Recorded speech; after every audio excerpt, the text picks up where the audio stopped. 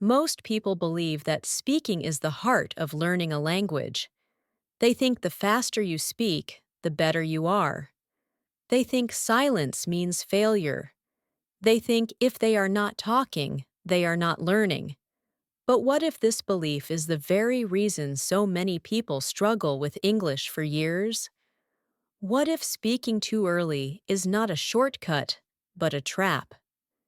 If you have ever felt frustrated because you understand English when listening, but your mouth freezes when you try to speak, this is not a personal weakness. It is not a lack of talent. It is not because you are bad at languages. It is because you were taught in the wrong order. Language is not built from speaking first. It never has been. Every fluent speaker you admire was once silent for a very long time. They listened. They absorbed. They let the language shape their brain before they ever tried to control it. Listening is not passive. Listening is not lazy. Listening is not waiting. Listening is the foundation. And without a strong foundation, speaking collapses under pressure. When people rush into speaking, they often build habits that are very hard to undo. They memorize sentences they do not truly feel. They translate from their native language. They speak with constant hesitation, self-correction, and fear. Their brain is working too hard because it never had enough input to work naturally. The truth is simple but uncomfortable. Speaking is a result. Listening is the cause. You cannot force the result without respecting the cause. Think about how you learned your first language. You did not speak first. You listened for months, maybe for years. You heard sounds before you understood meaning. You understood meaning before you formed sentences. You formed sentences before you cared about correctness. No one forced you to speak early. No one corrected your grammar every sentence. No one told you to be fluent quickly. And yet, you became fluent. Not because you spoke more, but because you listened deeply. Your brain learned patterns. Your brain learned rhythm. Your brain learned what sounds right, long before you knew why. This process did not change just because you are older now. Your brain still learns languages the same way. The problem is that adult learners are impatient. They want output immediately. They want proof.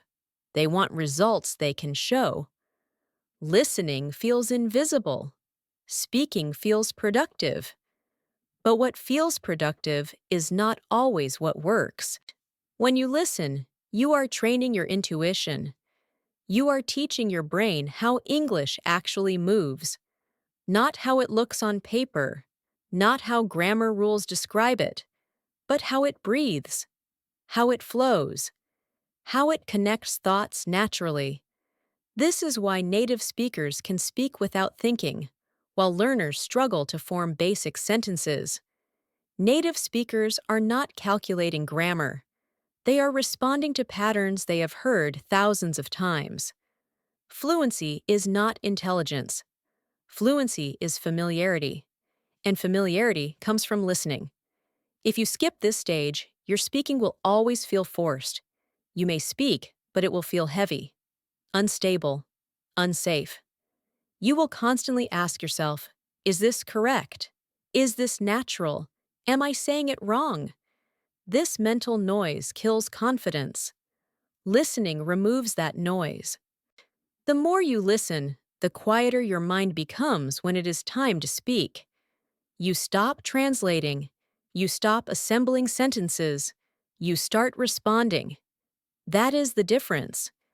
This is why listening first is not a delay. It is preparation.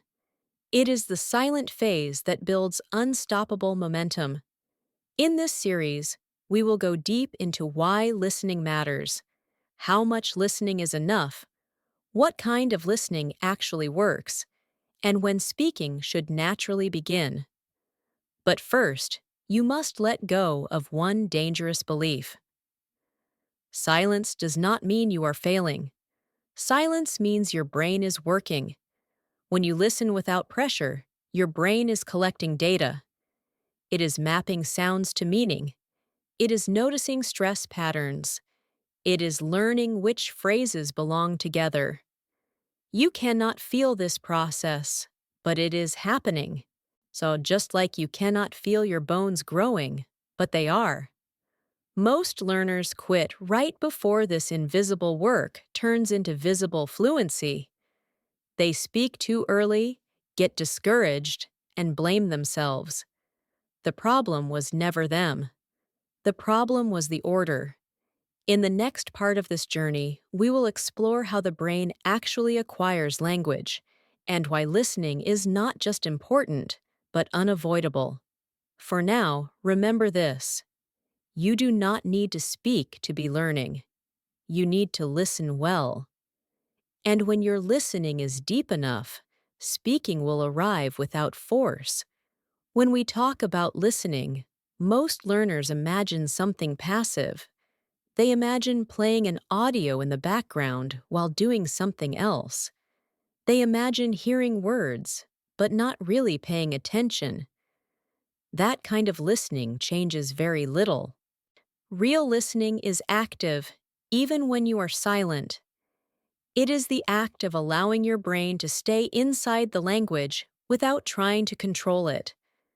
This is uncomfortable for adults, because adults want certainty. They want clear rules. They want explanations. They want to know exactly what to do and when. Listening does not give immediate certainty. It gives familiarity. And familiarity grows slowly. That slowness makes people anxious. They ask questions like, when will I start speaking? How many hours of listening do I need? Am I doing it right? These questions are natural, but they also reveal a misunderstanding. Language is not built with a timer. Your brain does not count hours. It counts exposure. It counts how many meaningful moments you spend inside the language. Like 1 hour of distracted listening can be less effective than 10 minutes of deep attention. This is why some people listen for years and still struggle, while others progress faster with less total time. The difference is not talent. The difference is quality of input. When you listen, your brain is doing 3 important things at the same time. First, it is decoding sounds. English is not spoken the way it is written. Letters disappear, sounds connect, stress changes meaning. If you do not listen enough, your brain never builds a reliable sound map. That is why many learners cannot understand native speakers, even though they know the words. They learned English with their eyes, not with their ears. Second, your brain is learning patterns. Language is not a list of rules. It is a collection of repeated patterns. Certain words like to appear together. Certain structures feel natural in some situations, but strange in others. You cannot memorize all of this consciously, but your brain can absorb it through listening. This is how children learn. This is how adults learn too, if they stop interfering. Third, your brain is building emotional safety. This part is rarely discussed, but it is crucial. When you listen without pressure, you associate English with calm. When you speak too early, you associate English with stress. Your brain remembers emotions more strongly than facts. If English always feels stressful, your brain will resist using it. Listening gently creates a sense of safety. Safety allows fluency. This is why forcing yourself to speak before you are ready often backfires. You are training fear, not fluency. Many learners say, "But if I don't speak, I will never improve." This sounds logical, but it is incomplete. Speaking does help, but only after your brain has enough material to work with. Imagine trying to cook without ingredients. You can turn on the stove, you can hold the pan, but nothing meaningful will happen. Listening is gathering ingredients. Speaking is cooking. If your listening pantry is empty, speaking becomes improvisation, guessing, and translation. That is why early speaking often sounds unnatural, not because the learner is lazy, but because the brain is guessing. Guessing is exhausting, and exhaustion kills motivation. This is especially important for serious learners, for people who want English to become part of their future, their career, their identity. You cannot build a future skill on impatience. You need a system that respects how the brain works. Listening first learning is not about avoiding speaking. It is about timing. When the time is right, speaking does not feel scary. It feels inevitable. You open your mouth, and words appear because they are familiar, not perfect, but alive. Think about moments when you accidentally speak a phrase you never practiced. It just comes out. That is not magic. That is listening paying off. Those moments are signals. They tell you that your brain is ready to move forward. If you force speaking before this stage, you miss this signal. You replace natural emergence with mechanical effort. Mechanical effort never sounds fluent. In many classrooms, students are encouraged to speak immediately. This is done with good intentions. Teachers want students to be confident. They want them to practice. But confidence without comprehension is fragile. It collapses under real conversation. True confidence comes from recognition. When you hear a sentence and think, I know this. I have heard this before. I feel where this is going. That feeling comes only from listening. No speaking drill can replace it. This is why many learners can perform well in class, but freeze in real life. The classroom gives predictable language.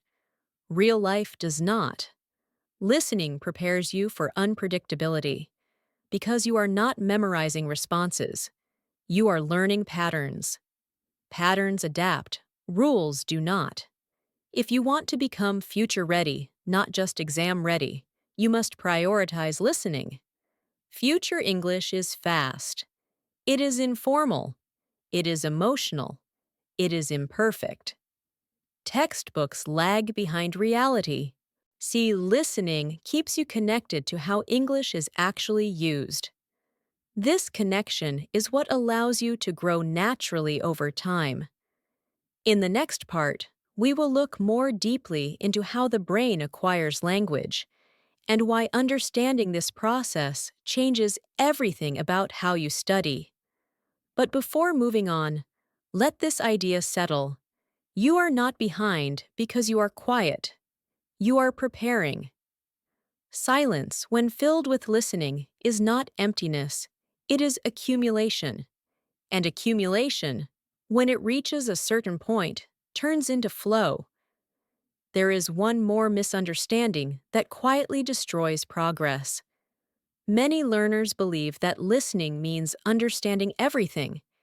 They think if they miss words, they are failing.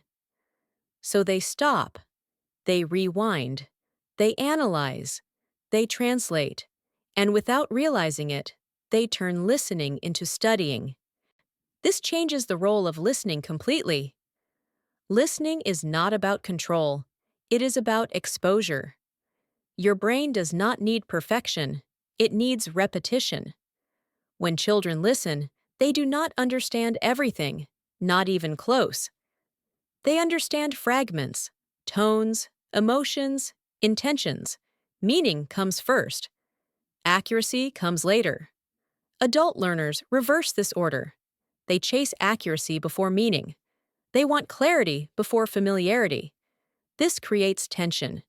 Your brain cannot relax when it is constantly tested. Relaxation is not laziness. Relaxation is openness. An open brain absorbs patterns. A tense brain resists them. This is why the best listening often happens when you are not trying too hard. You are present, but not forcing. You are attentive, but not judging yourself.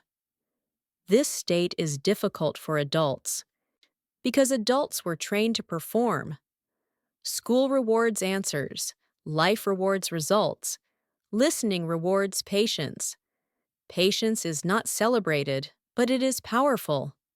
If you listen regularly, without demanding immediate output, something subtle begins to happen.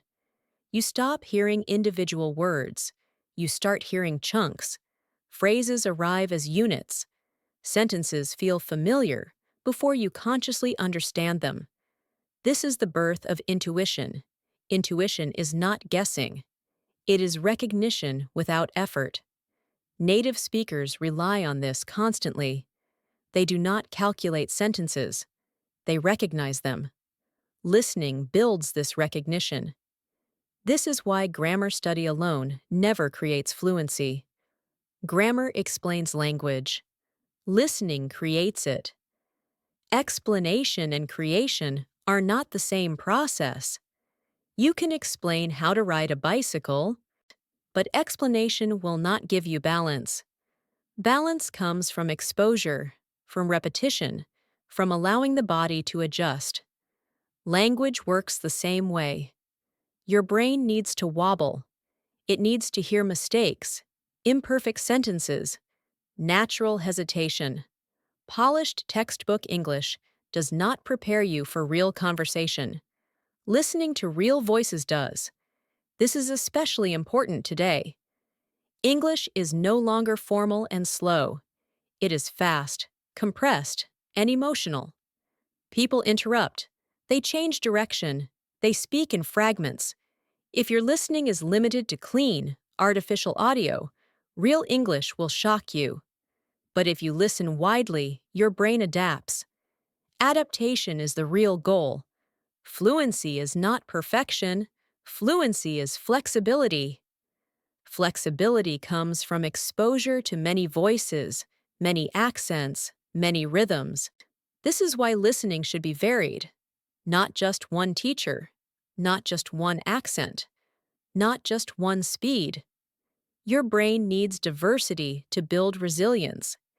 And resilience is what allows you to stay calm when you do not understand everything. Calm is underrated in language learning. A calm listener learns faster than a nervous speaker because calm allows curiosity. Instead of thinking, I don't know this, you think, that's interesting. Curiosity keeps you inside the language. Fear pushes you out. Listening, first learning, is a choice to stay inside longer, to observe, to absorb, to trust the process. Trust is difficult when progress feels invisible, but invisibility does not mean inactivity. Your brain is changing even when you cannot measure it. Neural connections strengthen, sound patterns stabilize, meaning becomes automatic. Then one day, speaking feels lighter, not perfect, but possible.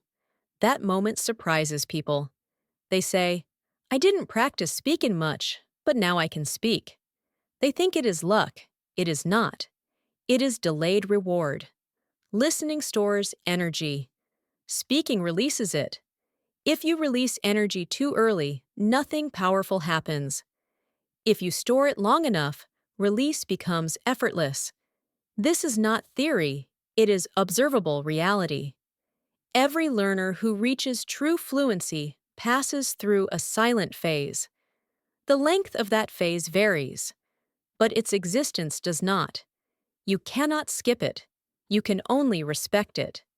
In the next part, we will move deeper into the brain itself. We will look at how language acquisition really works and why traditional methods often fight against the brain instead of working with it. For now, remember this simple truth.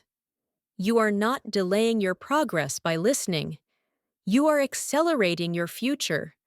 And when you finally speak, Your words will not be forced. They will feel like they belong to you. If listening is the foundation, then the brain is the structure that decides whether that foundation holds. To truly understand why listening must come first, we need to look inside the brain itself, not in a technical medical way, but in a practical, learning-oriented way. Your brain does not learn language the way it learns math. Math is built consciously, step by step, rule by rule. Language is acquired subconsciously. This difference changes everything. When you study grammar, you are using one part of the brain. When you acquire language, you are using another. These two systems do not compete, but they do not replace each other either. One explains, the other builds. Most traditional learning methods confuse these two systems. They ask the conscious brain to do the job of the subconscious one. This is why learners feel tired, confused, and stuck. The subconscious language system learns through exposure. It learns through repeated, meaningful input. It does not respond well to pressure.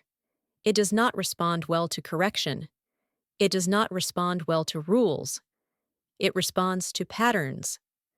Listening is how you feed this system. When you listen, your brain is not memorizing sentences. It is detecting regularities. Which words tend to appear together?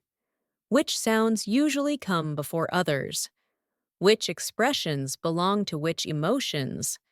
This process is automatic, but only if you allow it to be. So when learners listen and immediately try to analyze, they interrupt this process. They pull the language out of the subconscious system and drag it into conscious control. This slows everything down. It is like trying to walk by, thinking about every muscle. You can do it, but you will never move naturally. Natural movement requires trust. Natural language requires the same. This is why early speaking often feels mechanical. The subconscious system has not finished its work yet. So, the conscious system takes over. It assembles sentences manually, word by word, rule by rule, translation by translation. This is exhausting, and exhaustion is not a sign of progress. It is a sign of overload. Listening first learning protects the subconscious system. It gives it time to build an internal model of English. This model is not visible. You cannot write it down. You cannot test it directly. But it exists. You feel it when something sounds wrong, even if you cannot explain why. You feel it when a sentence sounds natural, even if you have never studied it. That feeling is the internal model working, and that model is built almost entirely through listening. This is why people who grow up bilingual often cannot explain grammar well, but speak effortlessly. Their internal model is strong. Their conscious explanation is weak. Most adult learners are the opposite: strong explanations, weak internal models. Listening reverses this imbalance. Another important concept is cognitive load. Your brain has limited attention. When you speak too early, your attention is divided. You are thinking about meaning, about grammar, see about pronunciation, about the listener, about your own fear. This overload causes hesitation. Hesitation feels like a lack of ability, but it is actually a lack of automation. Automation comes from repetition. Listening provides repetition without overload. You receive language without needing to respond. This allows patterns to settle deeply. Later, when you speak, your brain retrieves patterns instead of constructing them. Retrieval is fast. Construction is slow. Fluency is speed without stress. Speed without stress is only possible when the subconscious system leads. This is why pushing output too early creates fragile fluency. It works in practice sessions. It collapses in real life. Because real life adds unpredictability. Unpredictability increases cognitive load. If your language system is not automated, it breaks. Listening builds resilience against unpredictability because you have heard variation, different accents, different speeds, different emotions. Your brain learns that variation is normal. This reduces panic. Panic is one of the biggest enemies of language performance. A calm brain retrieves better. Listening trains calm. There is also the issue of pronunciation. Many learners think they can fix pronunciation later. This is risky. Pronunciation habits form very early. If you speak before you have heard enough, you guess sounds. Those guesses become habits. Habits are hard to change. Listening extensively before speaking gives your brain a clear sound target. You may not reproduce it perfectly, but your direction is correct. This prevents fossilized errors. Fossilization happens when incorrect forms become automatic. Automation does not care whether something is correct. It only cares whether it is repeated. Listening first reduces the repetition of wrong output. This is not about silence forever. It is about protecting the early stage. Think of listening as calibration. You are tuning your ear, aligning your internal compass. Speaking without calibration leads you in random directions. Another overlooked factor is identity. Language is not just a tool. It is part of how you express yourself. If your early experiences with English are stressful, your identity resists it. You may say, "I'm just not a language person." This is not true. It is a protective story. Listening first learning creates a gentler identity shift. You begin to feel that English is familiar, not foreign, not hostile. Familiarity reduces resistance. Stiff resistance slows learning. When learners feel safe, they stay longer. Time in the language is the strongest predictor of success. Not intensity, not intelligence. Time. Listening allows you to spend more time inside English without burning out. This is crucial for long-term learners, for people who want English to be part of their future, not just a short-term goal. In the next part, we will move from theory to application. We will talk about what kind of listening actually works and what kind quietly wastes your time. But before that, pause and reflect. If speaking feels heavy right now, it does not mean you are failing. It means your brain is asking for more input. Listening is not avoiding progress. It is asking the right question before giving the answer. There is a quiet mistake many motivated learners make. They listen a lot, but nothing changes. They feel busy, but not better. This creates doubt. They begin to wonder whether listening really works or whether they are wasting time. The problem is not listening. The problem is what the brain receives. Not all sound is input. Some sound is just noise. Noise passes through the ear without leaving a trace. Input changes the brain. The difference is not volume, it is meaning. Your brain does not learn language from sound alone. It learns from sound connected to meaning. This is why background listening, while multitasking, often produces very little progress. The brain hears, but it does not engage. Engagement does not require analysis. It requires presence.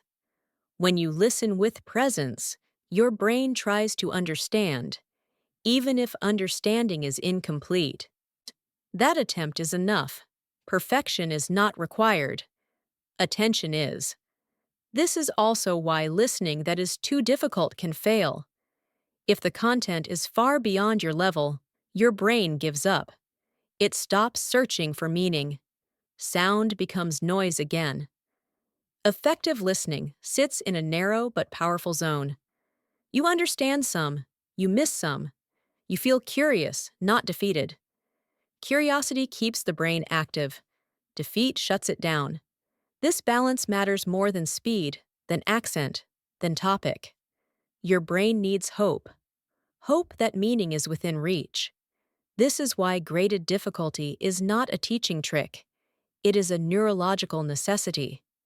Another silent killer of progress is constant pausing. Many learners pause audio every few seconds. They check vocabulary. They analyze grammar. They translate. This feels responsible. But it fragments the experience. Language is not built from fragments. It is built from flow. Flow allows patterns to emerge. When you pause too often, you break rhythm. Rhythm carries meaning beyond words. Intonation, emotion, intent. These cannot be learned through isolated sentences. They live in movement. Listening in longer stretches allows your brain to feel this movement. Feeling precedes understanding. This is uncomfortable for adults because adults want clarity first. But clarity that arrives too early often blocks intuition. Intuition needs ambiguity. Ambiguity gives the brain room to explore. This is why subtitles must be used carefully. Subtitles are powerful but dangerous. They can support meaning or replace listening. If your eyes do all the work, your ears become lazy. The brain always chooses the easiest path. If reading is easier than listening, listening stops improving. This does not mean subtitles are forbidden. It means they must be temporary. A bridge, not a destination. Use them to confirm, not to replace. Listening first learning is full of these small decisions. None of them matter alone.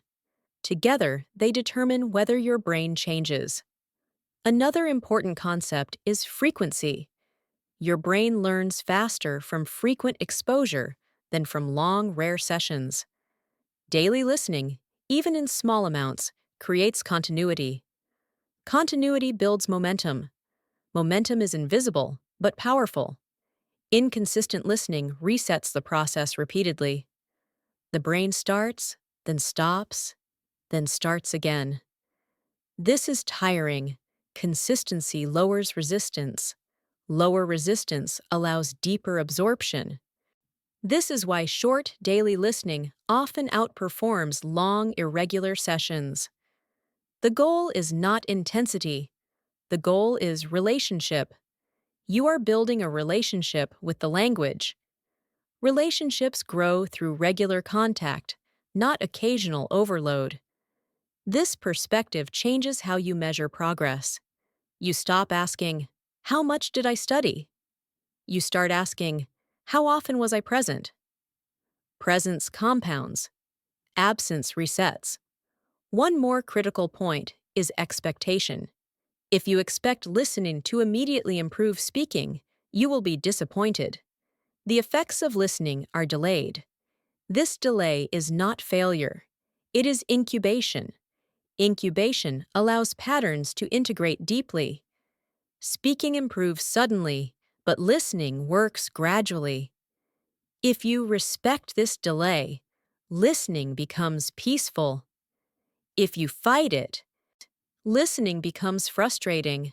Many learners quit right before the shift happens. They are closer than they think, but expectation blinds them.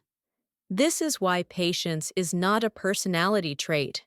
It is a skill you can practice. Listening first, learning trains. Patience naturally, because it removes pressure. Pressure creates shallow learning. Calm creates depth. Depth creates stability. Stability creates confidence. Confidence allows expression. Expression is the final stage, not the first. In the next part, we will talk about timing. How to know when your listening foundation is strong enough, how speaking begins naturally without forcing, and how to avoid the common mistake of waiting too long. For now, understand this. Listening works when it is meaningful, present, and consistent. Anything less is just sound. And sound alone does not build a language. There comes a moment every serious learner fears. The moment when listening feels comfortable, but speaking still feels distant. This is the most dangerous stage. Not because you are weak, but because impatience is strongest here. You have invested time. You have listened consistently. You feel progress internally, but the outside world cannot see it yet. This is when many learners panic. They ask, when do I start speaking? What if I wait too long? What if listening is making me passive? These questions are valid, but they are often driven by anxiety, not readiness. Speaking is not something you decide with a calendar. It is something you recognize through signals. The brain always sends signals when it is ready. The problem is that most learners do not know how to read them. They confuse desire with readiness. Desire says, I want to speak now.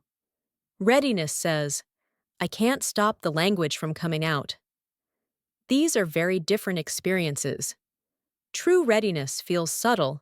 You notice it in small, unexpected moments. A phrase comes to your mind without effort. You respond internally before translating. You hear a sentence and predict how it will end. These are not coincidences. They are signs that your internal model is active. When listening has done enough work, speaking stops being a construction task. It becomes a release. This is why forcing speaking early feels heavy. Release cannot be forced. It happens when pressure inside the system is higher than resistance. Listening builds pressure, an internal pressure to express. Speaking releases it. If there is no pressure, speaking feels empty. If there is pressure, speaking feels relieving. Most learners experience the first type and assume something is wrong. Nothing is wrong. They simply opened the door before anything was pushing from inside. Another critical mistake is waiting for perfection. Some learners listen for years, but never speak. Not because they are not ready, but because they are afraid of damaging their image. They want their first words to be perfect. This is another trap. Readiness does not mean perfection. It means functionality. You will still make mistakes. You will still hesitate. But the difference is that mistakes no longer block flow. They pass through. Flow is the real signal. If you can maintain flow even while being imperfect, your listening foundation is strong. If every mistake stops you, the foundation is still forming. This is why the transition from listening to speaking must be gentle. Not a switch, but a slope. The safest way to begin speaking is not conversation. Conversation is high pressure. It demands speed, response, and social awareness. This overload can collapse a young speaking system. The safest entry point is low-stakes output. Speaking where no one evaluates you. Talking to yourself. Shadowing. Repeating phrases you already understand. These activities are not childish. They are neurological bridges. They allow the subconscious system to take the lead, while the conscious system observes.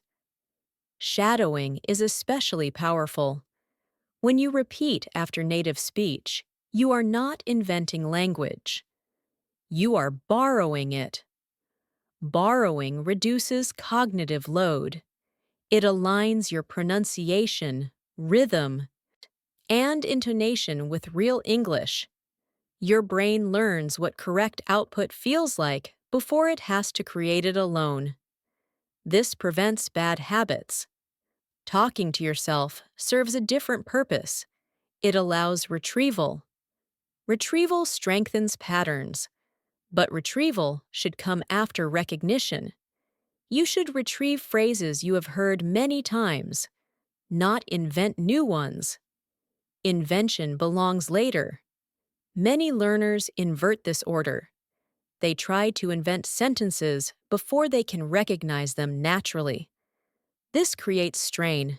Strain signals misuse. When speaking feels straining, it means the conscious system is working too hard. This is a warning sign. A healthy speaking process feels light. Not easy, but light. Effort without tension. This is what you should look for. Another common fear is accent. Learners worry that if they speak too late, their accent will be permanent. This fear misunderstands how accent forms. Accent is shaped by listening, not by speaking. If you listen extensively, your accent improves, even before you speak. If you speak early with poor listening, your accent fossilizes.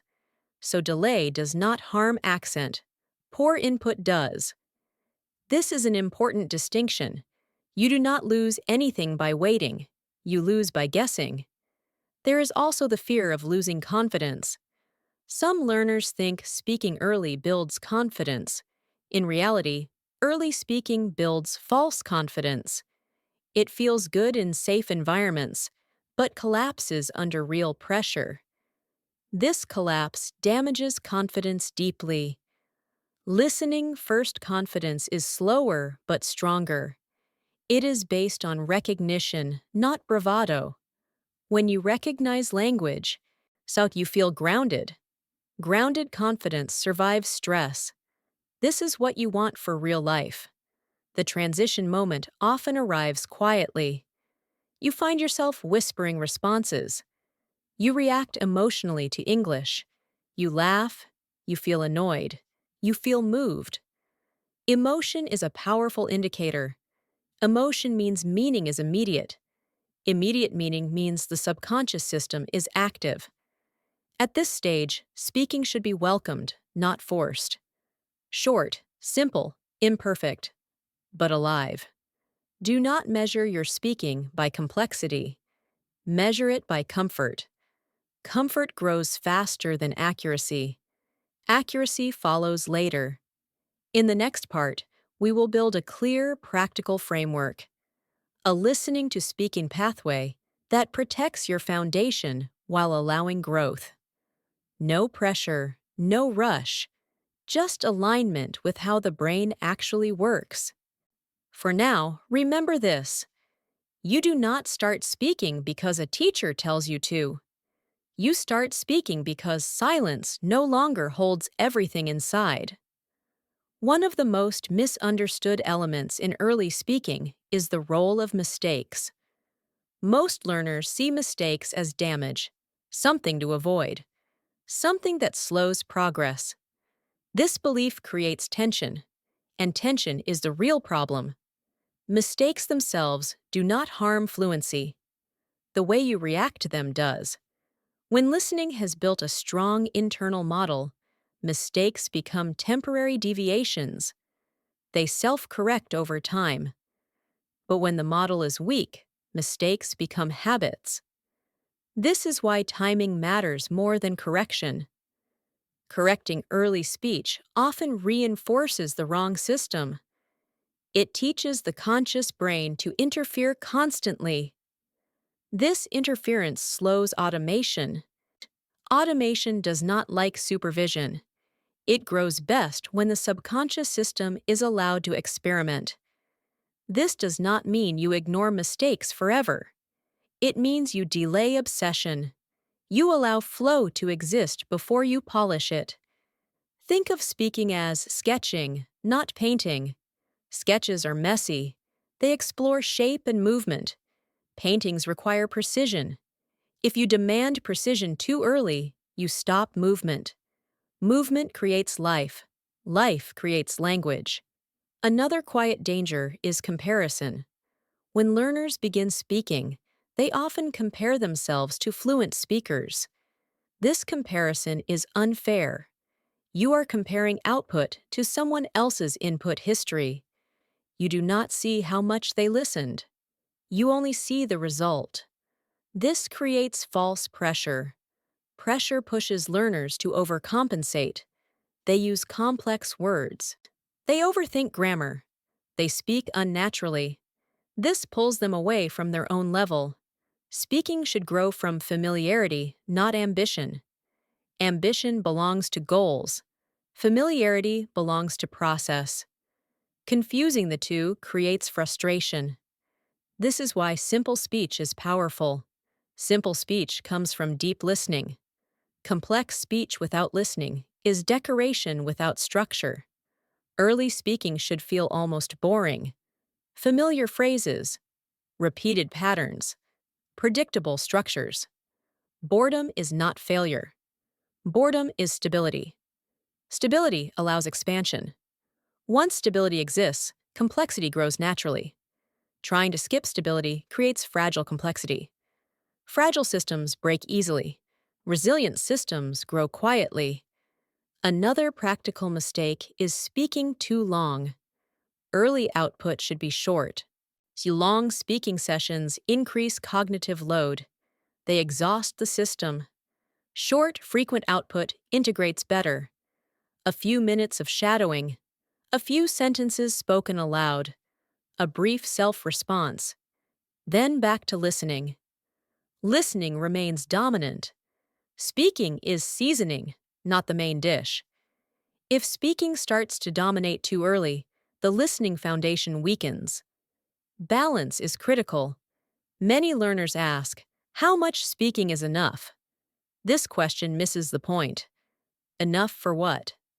Enough to satisfy impatience, or enough to support acquisition? Early speaking is not about volume. It is about alignment. If speaking feels supportive, it is aligned. If it feels draining, it is misaligned.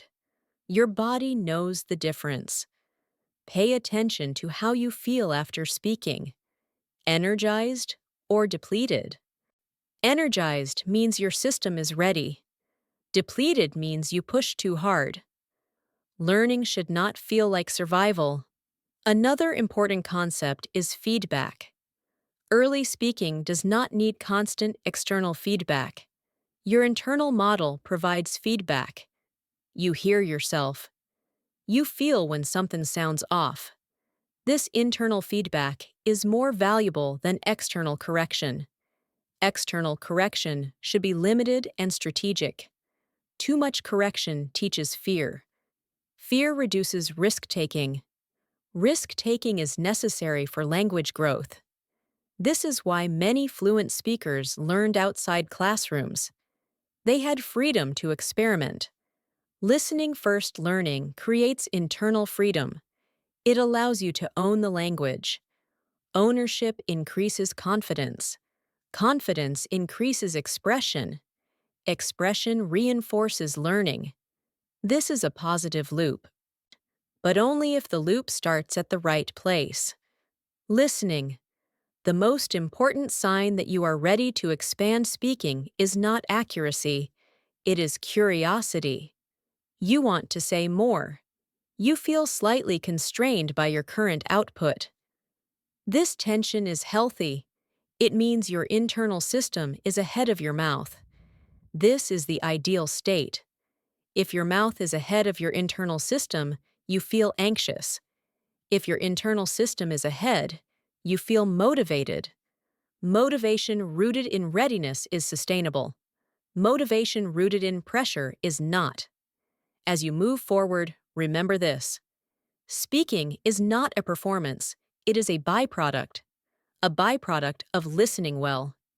If you protect that relationship, your speaking will grow without force. In the next part, we will design a full pathway from deep listening to gentle output to confident communication, a pathway that respects how the brain learns and how humans feel. For now, stay with this truth. You do not need permission to be quiet. Silence, when filled with listening, is not hesitation. It is preparation. There is a silent shift that happens when your English stops being something you study and starts becoming something you inhabit. At first, you learn English as a tool. Then, you use English as a skill. But eventually, English becomes a space inside your mind. This is the level most learners never reach. They can speak. They can understand. They can even perform well in tests. But their English does not think, it reacts. And reaction is always slower than intention. Future-ready English is not about reacting faster. It is about preparing the mind so responses appear without effort. Since most people believe fluency comes from speaking more. They force themselves to talk. They push output before the system is ready. This creates a strange imbalance. The mouth moves faster than the mind. Words come out, but confidence does not. Because confidence does not come from sound. It comes from inner clarity. You cannot sound confident if your mind is still searching.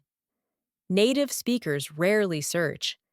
They recognize patterns instantly, not grammar patterns.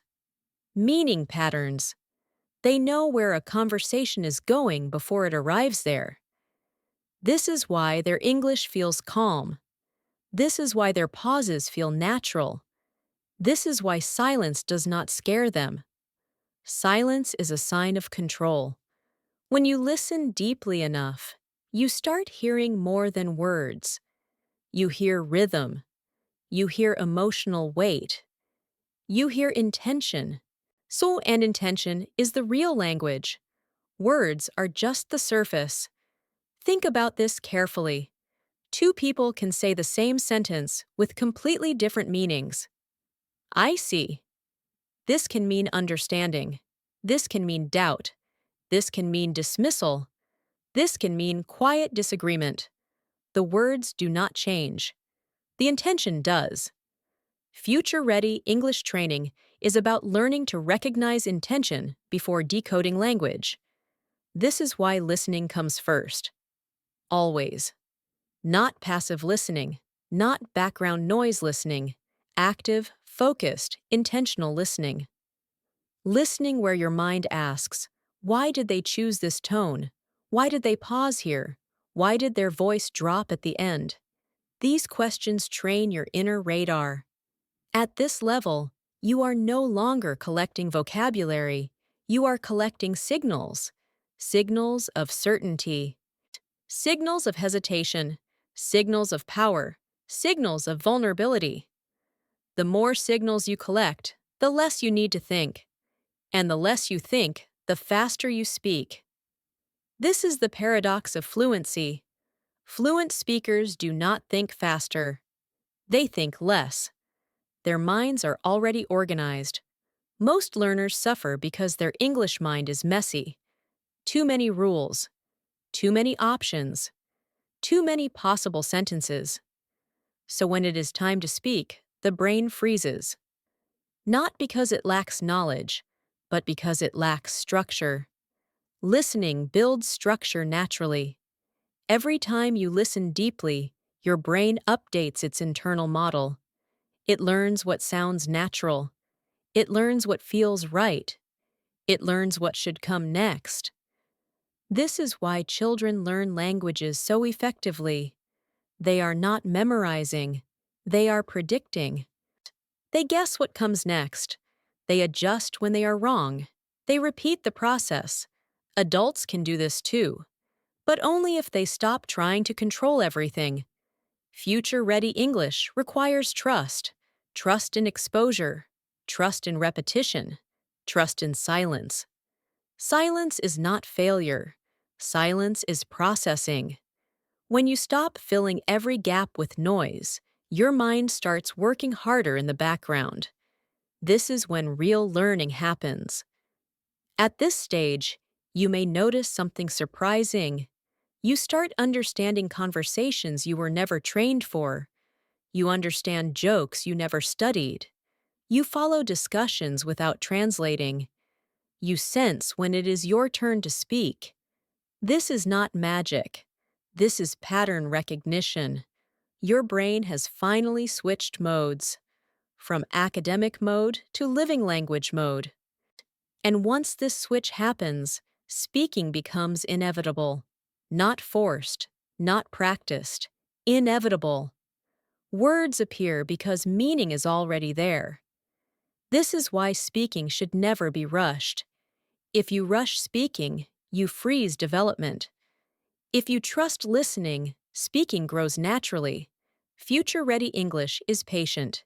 It is strategic. It is deeply human. It understands that language is not a performance. It is a relationship between mind, sound, and intention. When these three align, fluency stops being a goal. It becomes a side effect. And this is where you want to be. Not trying to speak better English, but letting English speak through you. At some point, fluency stops being about language and starts becoming about decisions. Not big decisions, not dramatic decisions, tiny, invisible ones. Do I respond now, or do I wait half a second longer? Do I explain, or do I stay simple? Do I soften my tone, or do I stay direct? These decisions happen before words appear, and this is where most English learners break down. They are not slow speakers. They are overloaded decision makers. Every time they want to speak, their brain opens too many tabs. Grammar, vocabulary, accuracy, politeness, tone, fear of mistakes, fear of silence, all at once. So the system lags. Native speakers do not run this many processes. They make fewer decisions. That is why they sound fast. That is why they sound calm. That is why they sound sure, even when they are wrong. Future-ready English is about reducing decisions, not by simplifying language, but by preloading patterns into the mind. When your brain already knows how a situation usually flows, you don't need to decide in real time. You recognize, you follow, you adjust slightly. This is how professionals speak. Doctors, pilots, negotiators, leaders. They do not invent language on the spot. They operate within frameworks. English fluency at a high level works the same way. You do not need more words. You need fewer choices. Think about this. When someone asks you, "What do you do?" a learner panics. A fluent speaker does not. Not because the question is easy, but because the response structure is ready. Identity, role, context, optional detail. The brain moves through this structure automatically. This automatic movement is what you are training every time you listen deeply. Listening is not passive input. It is decision rehearsal. When you listen, your brain is constantly predicting, what will they say next? How will they respond? What tone will they choose? Every correct prediction reduces future decision cost. This is why repetition is powerful. Not because you memorize sentences, but because your brain learns what usually happens next. And usually is the key word. Fluency does not require perfection. It requires reliability, reliable patterns, reliable reactions, reliable emotional flow. Future-ready English favors reliability over creativity. Creativity comes later. Confidence comes first. Most learners try to be creative too early. They want unique sentences, advanced vocabulary, impressive expressions. But creativity without structure creates hesitation. Structure first, freedom later. This is how all high-performance systems work. When you listen to advanced speakers, notice this carefully. They reuse patterns constantly.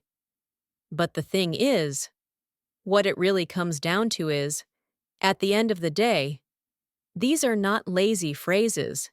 They are decision shortcuts. They allow the speaker to focus energy on meaning, not mechanics. Your goal is not to copy these phrases. Your goal is to understand why they exist.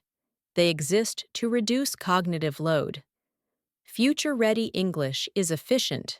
It respects the limits of the human brain. That is why listening is prioritized over forced speaking. Listening installs patterns quietly. Speaking activates them naturally. At this stage, you may feel an urge to test yourself. You want to jump into conversations. You want to prove progress. Be careful here. Testing too early creates performance anxiety. Instead, simulate speaking internally. When you listen, pause the audio. Ask yourself, what would I say next? Not out loud, not perfectly, just intention. Agreement, clarification, expansion. Pause. This internal rehearsal is faster and safer than real-time speaking. It builds decision speed without social pressure. Over time, these internal decisions become automatic. And then, when you do speak, your mouth simply follows orders. This is the moment where English stops feeling foreign. You are no longer translating. You are no longer selecting. You are responding. Response is the highest level of fluency, not reaction. Response. Reaction is emotional. Response is intentional. Future-ready English gives you response power. You choose how fast to speak. You choose how much to say. You choose when to stop. Silence becomes a tool. Pauses become confident. Short answers become powerful. You no longer fear mistakes because mistakes no longer define you. Your direction does. At this level, even imperfect English sounds strong because strength comes from alignment, not accuracy. Mind, intention, sound, aligned. This is why advanced speakers can speak with simple words and still command attention. They are not busy managing English. They are using English. This is the transition point, from learning English to operating in English. And once you cross this point, there is no going back. You may still improve. You may still refine. But you will never feel powerless again, because your English now moves at the speed of thought, not fast thought, clear thought. And clarity is the real future skill. And now, take a moment to look back quietly. Not at your English level, not at your vocabulary size, not at how many rules you remember. Look at how your relationship with English has changed. At the beginning, English was noise, fast, unclear, overwhelming. Then it became information. You tried to understand. You tried to catch words. You tried to control meaning. Later, English became familiar. You started recognizing patterns. You stopped translating every sentence. You began trusting your ears. And now, English is becoming internal. It does not wait for permission. It appears when needed. It stays silent when silence is better. This is not fluency as performance. This is fluency as presence. You are no longer chasing English. You are creating space for it. This is the difference between learning a language and building a system. A system does not rush. A system does not panic. A system does not depend on motivation. It works quietly, in the background, every day. Listening feeds it. Silence strengthens it. Clarity stabilizes it. You may still hesitate sometimes. That is normal. You may still search for words. That is human. But the fear is gone. Because you know now that speed will come. Confidence will come. Expression will come. Not because you force them, but because the foundation is already there. Future-ready English does not ask you to speak louder. It asks you to think clearer. It does not ask you to impress. It asks you to align. When your mind is calm, your English becomes calm. When your intention is clear, your words follow naturally. This is not the end of learning, but it is the end of confusion. From this point forward, you no longer wonder how English should be learned. You know, you listen, you observe, you respond when ready. And when you speak from understanding, not from pressure. That is enough. Not perfect, not complete, but real. And real English is the only kind that lasts.